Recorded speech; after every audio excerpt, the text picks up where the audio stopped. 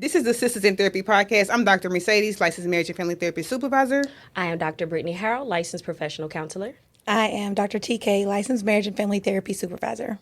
We are inviting you to be a part of our thoughtful, mind-shifting, mental health-related conversations that we have all the time amongst ourselves. This podcast is not meant to replace your relationship with a licensed therapist. Now, let's get into the session. We're back with another session of the Sisters in Therapy podcast. I'm Dr. Mercedes, joined here with Dr. B and Dr. T. Every week, we're bringing conversations to the forefront about things that people normally don't talk about. Today is no different.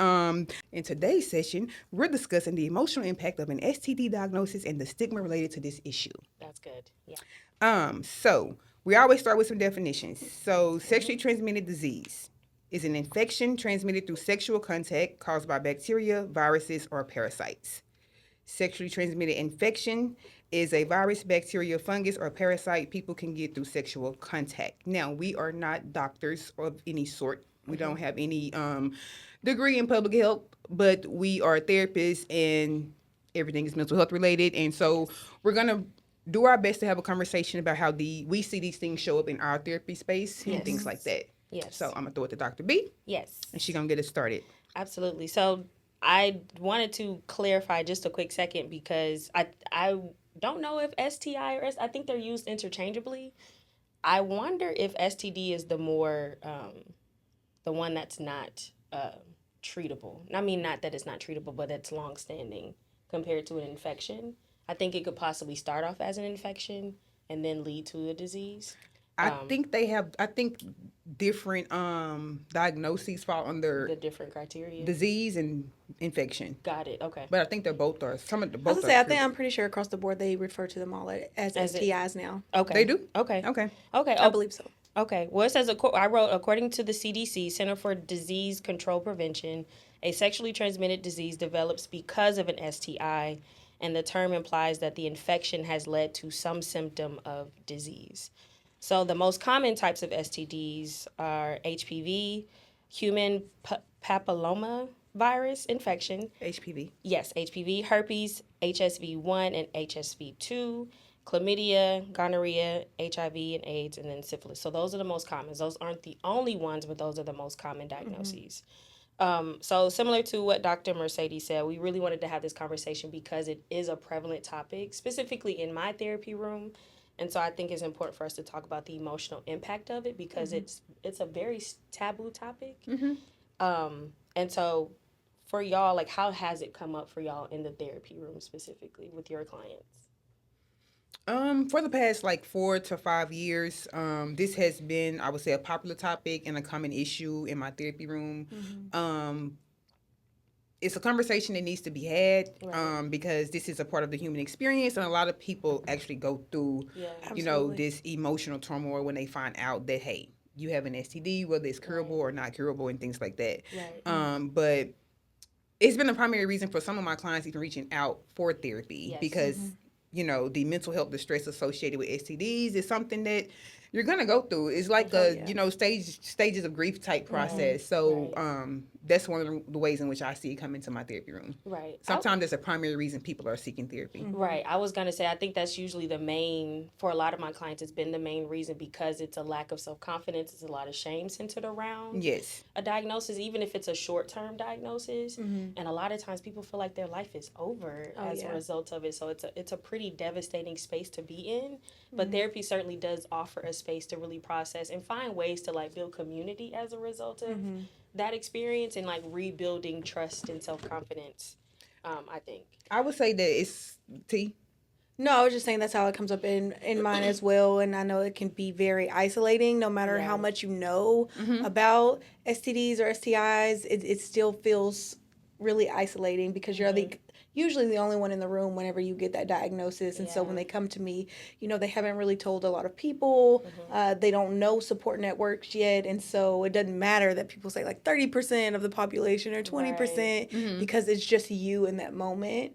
And, they have a hard time telling their partners or even whenever it comes to just future dating or how they think their sex life will be, all of these unknowns. So Mercedes, like you said, it really is a grief of some sort, whether it's temporary or permanent. Right, absolutely. Yeah, and so the topic of sex is like already taboo. Oh, yeah. And so taking it further and talking about like STIs, that rarely ever happens in regards to an educational way anyways. And the stigma from this topic starts early. Yeah. I'm even just thinking about like high school and just and even middle school, just the rumors that people have said about some girls in regards to STIs, and there was so much shame and stigma around it. Now, not knowing whether or not these people have a diagnosis or not, Right. but it was such a people were bullied because of stuff like this, and where I come from. You know what? Now that I think about it, even when we had like the sex education classes, they tell you about STDs, but they don't really tell you about like treatment or that you can still have a healthy sex life. Yes. Right. All of the education around sex and even treatment, STD treatment, it's all shame based and Yes. It is stigmatized. shame based. It's a taboo topic. Right. It's a taboo topic, and then when people contract an STI, it's almost seen as some type of immoral act. Yeah. Yes. Like they're bad or Like they they're deserve bad. it. Which is a common misconception. Right. very common misconception. Or for that sure. you're promiscuous when in Right. reality you can get it one time. You can get it from a committed partner. You can Right. there's so many ways. You can be Right. born with it. yeah. Or you can be born with it. Yes, You exactly. can be born with it. Yeah. You were going to say something right before? I don't think so. Okay. I do want to point out what you were saying, T, as far as like Sadie's you brought up like sex education back in high school, middle school, and I think they never talked about the emotional impact of it either, or like how to still be or live your life as a result of it. And I think it's all centered around shame. And so that I think that's why a lot of people don't feel comfortable even talking about it, or even if they don't have it, telling a person that they're dating, I need this in place in order to become intimate with you. Some people just agree to the act without actually having that conversation. And unfortunately for a lot of people, when they don't know their status, they end up contracting something that they didn't think that they would ever get it. So it ends up being a pretty unfortunate experience if people aren't properly educated while also encouraged to have the right resources For sure. it. Yeah. For sure. But so from what my research, the emotional impact of an STD diagnosis is shock or disbelief, fear, anxiety, shame or guilt, anger and resentment, isolation and loneliness, sadness and depression. Are there any particular emotional responses that you all see? Or is it like, I mean, usually see the isolation. This pretty much hit, the emotional impact of when people find out that they have this. Another one is denial. Yeah. I would say denial is something, and then just like, sometimes people go on a holistic journey. I've had people who go on some type of holistic type research journey and try to kind of fix it themselves. I've had that experience, but it always come back to how they got it. So there is a lack of trust in self when somebody contracts an STI and they come to therapy and they process it and they internalize the stigma, and then they also blame themselves. Right. So that's one of the biggest things I've seen in my therapy space. Yeah. One of the biggest things. Yeah. And I actually have found it challenging to work not with this issue, but like this is a real life situation, and these thoughts that they're having about it are valid because people do treat you different based off conditions. Right. The negative beliefs and behaviors we have towards people because of their characteristics or an illness is stigma. Exactly. Absolutely. So stigma is the reason why most people feel the way that they feel. So then they have this thing called internalized stigma. Right. It's a never-ending cycle. It really is, and I think because of the fear and the shame around it, people either stop dating altogether or they're afraid to tell the person because they're already predicting that the person will stop dating them or stop talking to them altogether. So it ends up being, then what's the point? Because my life is over because I have this diagnosis. And like you said, it's a the internal complicated shame. situation. It is complicated. It's a complicated situation Yeah. because at the end of the day, there is an accountability piece for the people who have the diagnoses, and in being accountable, you have to be vulnerable and you have to put yourself out there, and it's complicated. It is. And you It know, is. Yeah. It's kind of the same thing that we were talking about in one of our last sessions about dating someone with any type of chronic illness, whether it be medical, mental, or, STD related. there's an accountability for maybe the person that has contracted it, but it's also now going to be a part of the responsibility of the partner as well, because now you both have to be super careful, super intentional. Not that we shouldn't be anyways, but it's just something that you actively have to account for. But this is something that you do in relationships anyways. Yeah. It's something that you should be doing in relationships anyways. Exactly. Okay. What was my next question that I had? I kind of wanted to. What role does stigma and shame play into the conversation of getting tested? Yes. That was your next question. I think stigma leads to all of it, really. Either people don't believe that it can happen to them, or they're afraid of knowing, so they might as well not do anything about it anyway. Yes. That's the one I see a lot. That's the one I was going to say. Even with the medical, it's like, why are you afraid to know? Like, it doesn't stop anything from happening. Like, this is where radical acceptance comes in. Can you radically accept that something may be going on so that you can adequately prepare and have the best potential outcome? Or do you want to live in denial and then not be prepared? Right. And you have a negative impact now on yourself, on the people around you, because you're inadequately prepared to deal with the reality of your life or your situation, no matter what it is. Exactly. But fear is a part of the human experience. Absolutely. And if we think about just cognitive behavior therapy, they're trapping themselves. We have a feeling, which is fear. And sometimes fear and anxiety, fear and anxiousness go together when it comes to facing the reality of something. So if you have fear and you have anxiousness, you have a thought that's feeding the fear and the anxiousness. So the thought could be, people are going to judge me. My life is over. I will never be able to date again and all those things. So then the behavior would be, I'm not going to get tested. So we all know those things. It's like, this is a trap. And your mind has irrationally convinced you that if you ignore this thing, it'll go away. Right. And that's we see this with more than STD and STIs. Oh, yeah. People have really convinced themselves that if they ignore something, it'll go away. It's literally the definition of out of sight, out of mind. It is irrational. Yeah, it is. It is irrational. But with something like this, it just does more damage. It does. Than not. So self-care is like doing things that you were scared to do, such as go get tested, whether that's a physical health screening or STD screening. These are all self-care practices that I don't know if people really look at this as self-care, but this is definitely self-care. Absolutely. It is. 100%. I mean, I know it's very scary, but it certainly helps me sleep at night to know what my actual status is. That way I'm not putting somebody else in danger. Like, I'm usually thinking of the next person. But think of yourself. And if something is wrong with you, then you get to go be educated about it so that you can make better decisions about your day-to-day practices so that you can feel good. And you're going to feel better in the end. Because this temporary relief of not knowing is short-lived. Exactly. And you might be actually exacerbating the problem or making it worse by not being proactive about it. I actually just had a conversation with someone who knew earlier and they were able to get treatment and now they're able to monitor it closer. And now she was saying, like, there was still that grief and that sadness of initially knowing, but then they felt this gratitude of, I'm so glad that I'm the type of person that is on top of my health because now I'm able to do something about it and it's not going to impact my life the way it could have had I not done this. Exactly. And I think one of the other things that people really have to consider when you want to have sex with a person, people end up, unfortunately, a lot of coercion happens as a result of being influenced to have sex.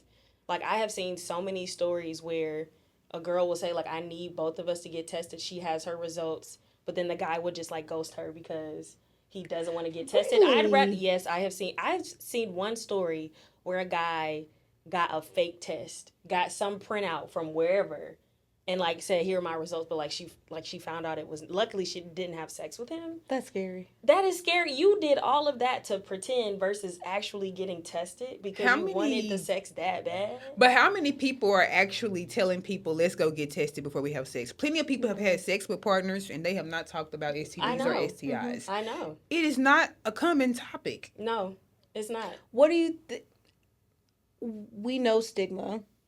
So let's skip the part of why we don't have these conversations. Do you guys have any tips for how to have that initial conversation of, hey, let's get tested? Because we know why they don't. I think we've talked plenty about that. Yeah. What are practical skills or tips to start the initiation of this conversation? I en- I encourage people to talk about self-care because I lump this all into self-care. And I'm asking personally, if I'm meeting somebody, I have had conversations about STI and STDs. I'm talking about the last time you had a checkup. And those conversations are off-putting to some people. They are. Now, I have not had a conversation like with every person that I have had sex with about STI and STDs, but in the past 10 years, I definitely have had those conversations. I think that it's when you're uncomfortable. So the way to get comfortable with it is to say, like, hey, I don't want an STD or an STI, so I gotta ask the thing. The thing is the question. I think that direct communication is your answer here, and asking people not just about their STI and STD checkups, but did you have a physical checkup, and did you? And so that makes it easier to throw that in there, not to be like, oh, when last time you got tested? Just throw it in there with physical checkups. Right. Just throw it in there. I say throw it in there, and I also say, like, if you approach it based off of like this is what's important to me, like this is what I value, taking care of myself and knowing my status is a part of it. So like you're saying, like direct communication, like these are the things that are important to me. What do you think about that? It's like a temperature check. I love that because I feel like that's usually my approach too. It's almost like modeling things just to kind of make the ground a little bit soft of like, hey, like I just got my checkup and this and that. Like they're therapists and this is manipulation. That's what this is. It works. I call it tact and a little bit of finesse, but not in a no, this is good way. Though. But no, I mean, at the end of the day, we need to have these conversations. If you can saying at the end of the day, and every time you say at the end of the day, I think of your the day got to end. No, continue. At the end of the day, the day got to end. The day do got to end. However, if you are comfortable, because grown ass people having conversations about, oh, what's your favorite position, then we can talk about. Right. I was about to say, and I think that's a very easy way other things to have that conversation too. Is y'all are going to talk about sex? Sex always comes up. Sex always comes up. How long does it take? Like, what do you need? Like, what are the things that you like? I like to get tested. What do you like? What do you like? What do you think? I like to know my status. Let's do this together. Like that could be fun. First of all, let me tell you something. I don't like how you just said that it was manipulation because it low key is, but it's just a matter of. I mean, I think I have told my clients all the time, like, I think finesse is an underrated skill. Not finesse and, like, putting people in harm's way, but how can I finesse this conversation, like you said, to make it more of a soft landing? It's essentially a temperature check. That way I know, morally, we might not be compatible. I'd rather know that with my little finesse and maneuvering to see that versus you like getting tested or not. But also when you minimize the shame that you feel around it and you make it okay to have these conversations, you make it okay to be vulnerable in that way, that gives other people permission to also be vulnerable. 100%. Yeah. If you meet a person and you guys are interested in each other and this topic makes that person ghost you, it was meant for this to happen. Baby, please run. They needed to ghost you. You needed to move on with your life to somebody differently because we have to talk about things like this. Exactly. I think that people should talk more about this. Like even just talking about. So if you think about your clients, how have you guys helped your clients disclose this information or decide when to disclose this information? That has been one of the biggest reasons people come see me because they've met somebody, they like them, and they want to process how to disclose this information. I have had tremendous amount of experience with this topic, but it has not been like an easy it's definitely not cut and therapeutic dry process because I'm like, I obviously can't tell you when to disclose it, and then I try to take myself out of the situation because obviously I want to know if somebody I'm talking to.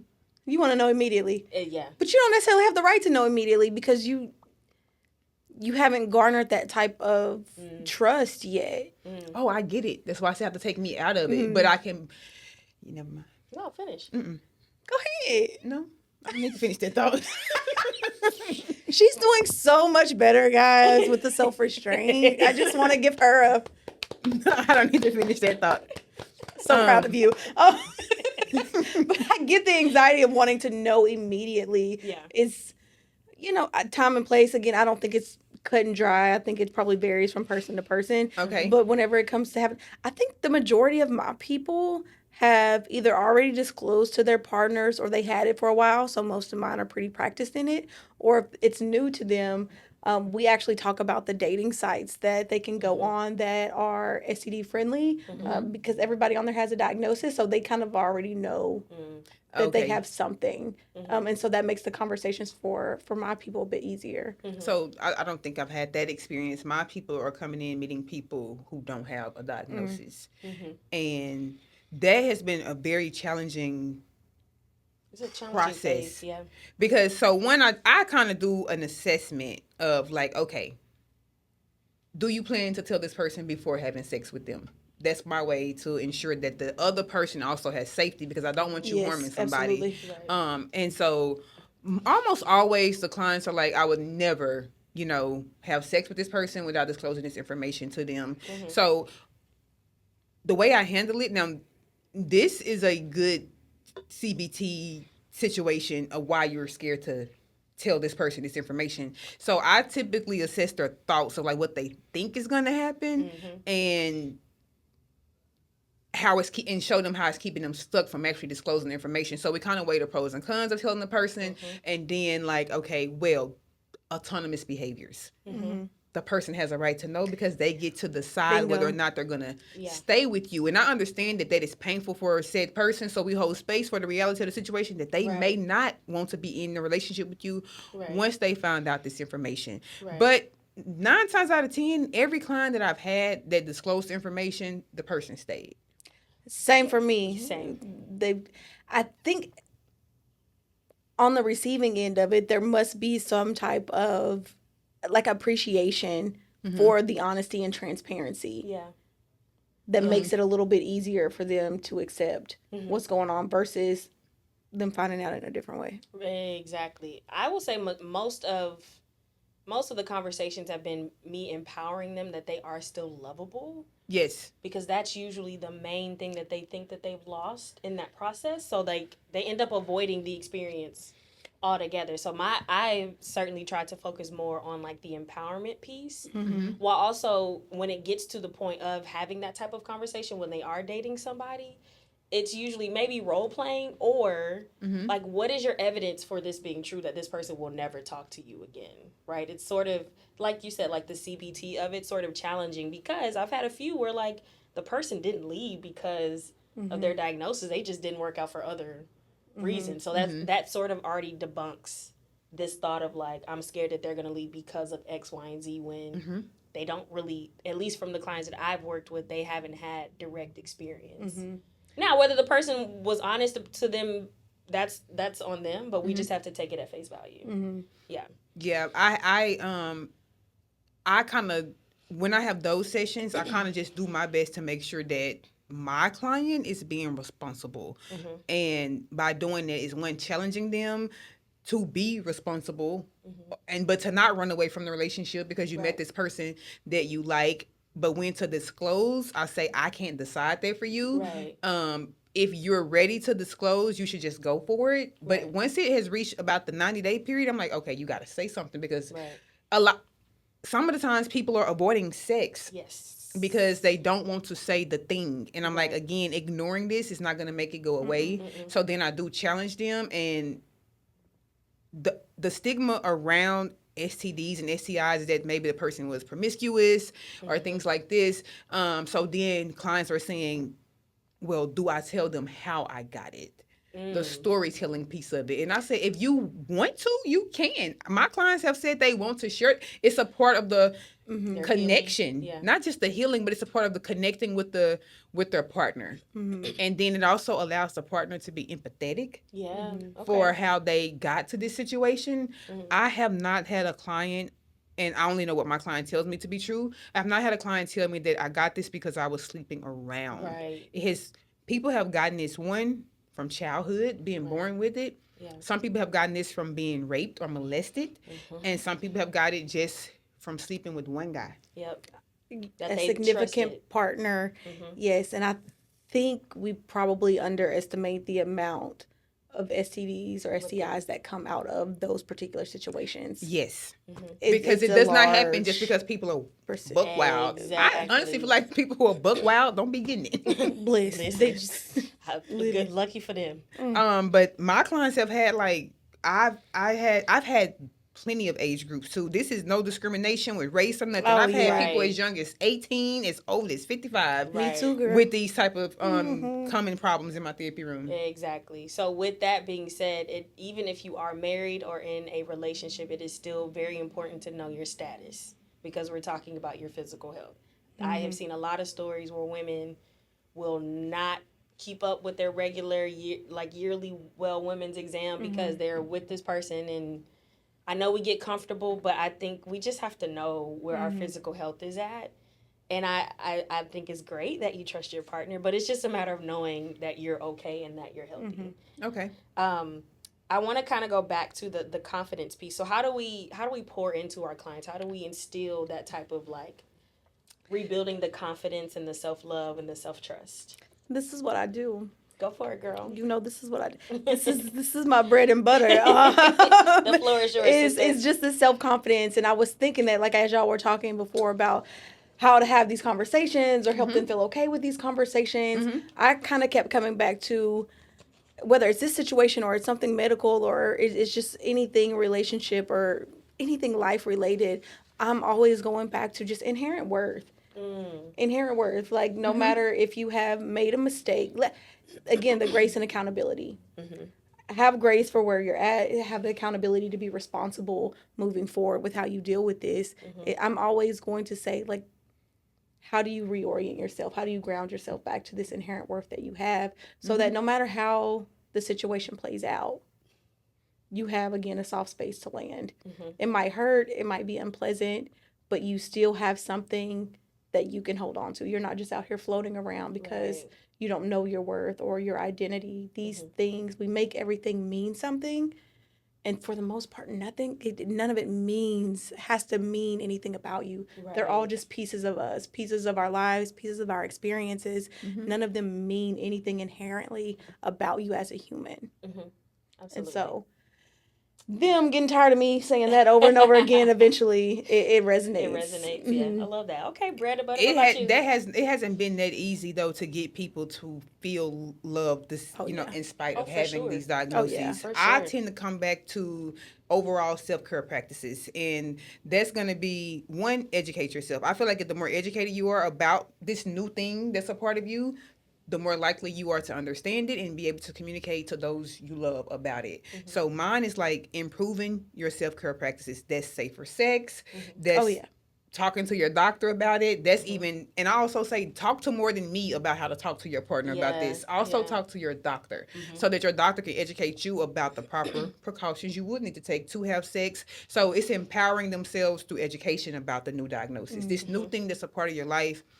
You are basing what you feel right now on stigma and miseducation. So if you become educated about this thing, then you can talk about it to everybody, and can't nobody make you feel bad about this because now you educated about it. Exactly. So I'm educated about it, and so now I know what to do. Doesn't mean you won't have highs and lows about something like this, though. I was going to say, I definitely think you need a little bit of both because also I've seen some people course. where they're like, just the education. They're like, that doesn't. Yeah. No, education is a part of the self-care practices. But this is no different than any other thing somebody bring to me in the therapy room. I'm always going to come back to your day-to-day practices. And if you can journal about this, you can go for a walk. These are just regular coping skills about how to manage your stress. Because they're coming in with depression, anxiety, and other things about, and other things that people experience when they have herpes is actually suicidal ideation. Yes. That's a thing. So it's typically, this is mental illness or mental health in regards to like the diagnosis of, sometimes it does lead to people having like a major depressive disorder. Oh, absolutely. So I'm like, it's just for us, like the caveat is the STI, but we're still therapists treating a mental illness. Absolutely. So that's kind of why that part I do find that I feel competent in versus trying to help somebody accept the reality of herpes. Because the reality is their lives are different. For sure. For sure. It's very different. Yeah. So I treat it like, okay, this is depression, this is anxiety. Let me kind of help you with the practices of what I know to be true and how to treat those things. That's kind of my approach to it. Got it. I think I take a bits and pieces. I do both of what you all do. And one of the main things I also encourage, and I think is something that you were saying before, is like building community and talking to other people with similar experiences. So I'll usually encourage like a support group. Absolutely. I will say there has always been a apprehension to that because while they also are sad about it, they also don't want to feel a victim. about it either. So it's like, if I go into this space, am I going to feel sad after, or do I think that other people have it worse? So I try to encourage, like, it's just a matter of being in a similar space where people have similar experiences. Yes. That way, like you were saying before, you're not just feeling like it's just you out here. Because So that's one of the biggest things. Remembering that you're not absolutely. alone. Yes. Because 1 in every 5, Yes. It's a lot. unfortunately, has an STI, they say, in America. This was in 2018. Yeah. I've worked with plenty of groups. Literally, my last job was like a couple of years of just groups, adolescents and adults. And even those who were hesitant initially always end up saying, like, hey, it feels really nice just to know that I'm not the only one experiencing this. Like, I had no idea. And we know that those numbers exist, but when they're just numbers, it's one thing. Whenever it's a person, you can hear their voice, you can hear their life, their lived experience. There's something bonding about that and validating about how you still fit. Right. Because you would never say they don't get to be here or they're unworthy. No. I would hope not. And so it's just valid when you can validate them and you can see them. It also helps you validate yourself. Yeah. Okay. Love that. So let's kind of recap coping strategies that may help people find mental and emotional relief when they find out they have an STI or an STD. Okay. Takesha, you were saying just encouraging people to tap into their self-worth and kind of just empowering them to know that this is not, like, this doesn't take away from your value as a human. This is a part of the human experience, but this does not take away from your value as a person. Correct. You are still loved. Yes. Your value Okay. is something that is inherent, that is in you, that nobody and nothing Okay. can chip away at. I love that. Because at the end of the day, that's what the shame and the stigma is trying to rob of them, to feel like they are not lovable. Right. Okay, so that one, and then mine would definitely be, like I said, just investing in your overall wellness and learning more about the diagnosis, and just, I even just kind of read, some of my clients' doctors have told them to eat better. So if I had a client, so sometimes people may have diabetes and then they find out they got herpes, and apparently that's not a good combination. So I've had to, like, educate myself about these things. Diabetes and STI, apparently it's not a good combination. So that's a new one for me, with learning about, okay, you have to really be careful with your eating now. Because depending on whether it's diabetes 1 or 2, apparently it's not a good combination. I didn't know that. I have had to learn and do research and reach out to I think it's the American Diabetes Association, and have pamphlets sent out to people, just trying to understand, because my clients are talking to me about this, so I got to educate myself about it. Even though it's not my lane, I still have to do some type of self-education. So that's why I'm like, the more we educate ourselves about it, the more we can better be equipped to manage it. Absolutely. So mine is definitely the education piece. Yeah. Okay. And B? Both empowering and the education, because when you feel out of control, you really don't know what to do, right? So definitely empower and definitely educate are one of my main approaches, just to instill life back into people. You also say community and support. Yes, Community and support. Yeah, thank you. I For forgot sure. that. Yeah. And I think you're really big on, like, pointing out, like, the dating sites that people can go to. You are Takesha. T did that. Okay, my bad, Dr. T. T It's did all right. that. Okay. That's very important. Very I important. love that for my people. Yes. Honestly, I tell them all the time, because they think that there are no options out there. And I've had clients who get on the site and they're like, there's so many people. And this is just such a safe place. And I thought that it really warmed my heart that something like that even exists. Because I'm like, all these people deserve to date, and there's all other kind of dating sites out there. Why not? This is the reality. Again, radical acceptance. Yes. This is what it is. Yes. How do I find, my lane in people that can be supportive and nurturing still? Right. Exactly. Yeah. It's very important to have this conversation, because with a diagnosis, like herpes or syphilis or gonorrhea, chlamydia, it will take a toll on you mentally, and it will evoke, like, depression, anxiety, and things like that. So it's important to know that you can talk to a therapist about this, and your therapist should be able to hold space for you without judgment. Right. So, and then I was going to say, like, lastly, you can also come up with almost like a care plan. I know some of these have like just flare-ups. And so I've talked to a few of my patients about just what is your routine? How do you care for yourself in the middle of a flare-up? How does your partner 100%. know, or how does your family know? How can they support you? Okay. Sometimes that looks like hot baths. Sometimes it's other little remedies, or just different types of social supports that you can hone in on. Okay. And so just knowing okay.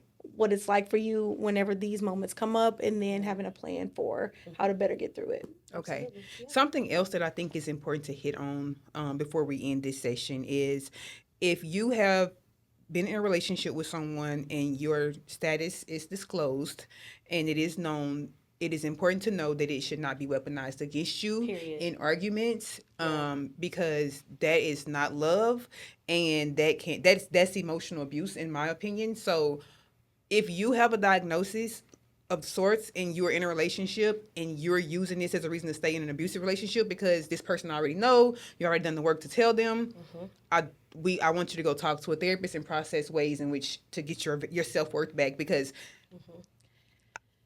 I've seen it all in regards to being a therapist and having clients with this diagnosis and them staying in spaces where they feel like, well, this person loves me and I know they love me, so I'm just And this gonna might put be up. the only one This that might I be the only get. one. Yeah. That's one of the ways in which I think that disclosing goes wrong, because now you've done the work and you're like, I don't want to do the work again. Yeah. Yeah. Oh, I agree. Yeah. But the thing is, whether it's this or whether it's something else, like disclosing something about your family Yeah. or a different type of trauma, there's always going to be something disclosed. Like, Yeah. Right. it's important not to get into that like sunken cost effect of what you've put in, and then any little bit we put in, we think that it's been too much and we don't want to Yes. do it again. Right. You've done it for 5 years. You might have 30 years ahead of you. Like, Yes. what is 5 years in compared to the next 30 years? Yes. Exactly. Said Yeah. that to say that sometimes when you have an STI or an STD, you may have to disclose it more than once, because when you disclose it to one partner, it may not work with that partner, and that is Right. okay. Exactly. Don't use it as a reason to stay in abusive relationships. You can do the work again and process it with your therapist. It's possible. It is definitely possible. There's certainly life now and after, for sure. But please, definitely, we're going to have some good resources for you all to check out in our show notes. We really do hope that this topic was informative, because we think that everybody deserves to be loved, no matter their status. Absolutely. Yes. So with that being said, go love yourself. Go love yourself. Go love yourself.